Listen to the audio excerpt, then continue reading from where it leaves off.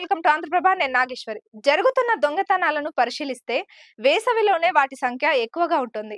సెలవుల్లో ఊర్లకు, యాత్రలకు వెళ్లడానికి దొంగలు తమకు అనుకూలంగా మార్చుకుంటున్నారు. అందులోనూ ఈసారి ఎన్నికల సీజన్ కావడం, పోలీసులు బందోబస్తు పనుల్లో నిమగ్నం కావడంతో మరిన్ని దొంగతనాలు జరిగే అవకాశం ఉందని ప్రజలు అప్రమత్తంగా ఉండాలని అధికారులు సూచిస్తున్నారు. వేసవి అంటే ముందుగా గుర్తొచ్చేది విహారయాత్రలు. పిల్లలకు పరీక్షలు పూర్తి కాగానే సరదాగా వారితో కలిసి దూర ప్రాంతాలకు, తీర్థయాత్రలకు వెళ్లి రావాలని చాలా మంది భావిస్తుంటారు. నిత్యం పని ఒత్తిడితో సతమతమయ్యేవారు వారం 10 రోజుల పాటు సేద తీరడానికి వేసవి సెలవుల్లో ప్లాన్ చేసుకుంటారు. వీటిని ఆసరా చేసుకుని దొంగలు రెచ్చిపోతున్నారు. అందరికీ హాలిడేస్ అయిన వేసవిని దొంగలు వర్కింగ్ డేస్ గా మార్చుకుంటున్నారని పోలీసులు చెబుతున్నారు. ఇంటిపై నిరంతర పర్యవేక్షణ ఉండడం కష్టం. పండుగలు, శుభకార్యాలు, ఉద్యోగం తదితర పనులపై బయటకు వెళ్లాల్సి వస్తుంది.